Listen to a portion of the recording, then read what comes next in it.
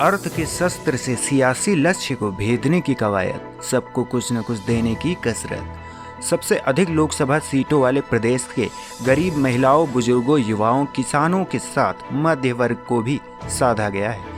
आबादी के लिहाज से सबसे बड़ा प्रदेश होने के नाते केंद्रीय बजट की अधिकतर घोषणाओं का लाभ यूपी के खातों में आने की उम्मीद है। केंद्रीय बजट मिशन 2024 साधने की झलक साफ दिख रही है। सबसे अधिक लोकसभा सीटों वाले प्रदेश में गरीब महिलाओं को, बुजुर्गों, युवाओं, किसानों के साथ मध्य वर्ग को भी साधा गया है। आबादी के लिहाज से सबसे बड़ा प्रदेश होने के नाते केंद्रीय बजट की अधिकतर घोषणाओं का लाभ यूपी के खातों में आने की उम्मीद है। जाहिर है कि इसका राजनीतिक लाभ भाजपा को ही मिलने की उम्मीद है। आयकर सीमा में छूट बढ़ाने का प्रस्ताव न केवल प्रदेश के बड़े कर्मचारी और कारोबारी वर्ग को राहत देने वाला है, बल्कि भाजपा को इसका सीधा फायदा होगा। इसी तरह गरीबों को जनवरी 2024 तक मुफ्त अनाज योजना का भी सबसे ज्यादा फायदा प्रदेश के लोगों को ही मिलेगा। प्रदेश की 15 करोड़ आबादी इससे प्रभावित होगी। भाजपा ही नहीं, उसके विरोधी भी मानते हैं कि 2022 के विधानसभा चुनाव में यह योजना गेम चेंजर साबित हो चुकी है। सामाजिक समीकरण भी साधने की तैयारी।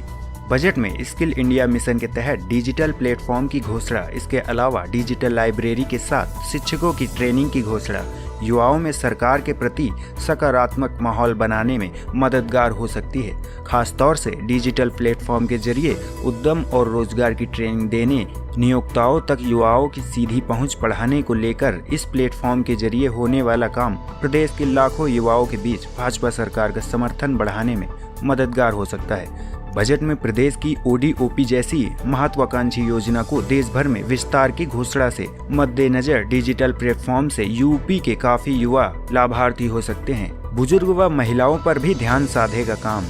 बजट के जरिए महिलाओं तथा बुजुर्गों का भी ध्यान रखने की कोशिश की गई है।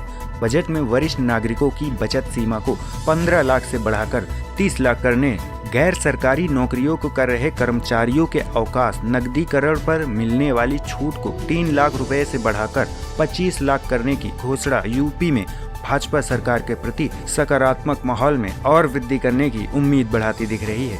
महिलाओं के लिए वित्त मंत्री की महिला सम्मान सेविंग सर्टिफिकेट की घोषणा सियासी लिहाज से काफी महत्वाकांक्षी साबित हो सकती है। पर्यटन के सहारे भी नए सियासी आयाम।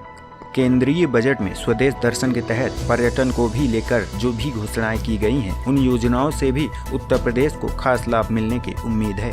वित्त मंत्री ने योगी सरकार की महत्वाकांक्षी योजना एक जिला एक उत्पाद ओडीओपी का जिस तरह देश भर में विस्तार करने की घोषणा की है, साथ ही यूपी में शुरू हो चुके मोटे अनाज की खेती के प्रोत्साहन अभियान का केंद्रीय बजट में शामिल कर उसे देश भर में लागू किया है। इससे भी यूपी के समर्थ और समृद्ध होने के संदेश के साथ इससे सियासी सरोकार भी साधते दिख रहे हैं।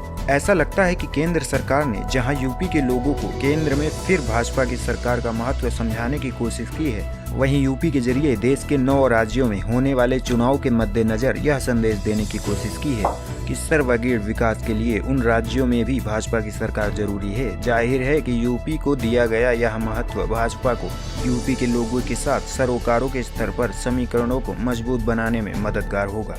Bureau report, UP 24।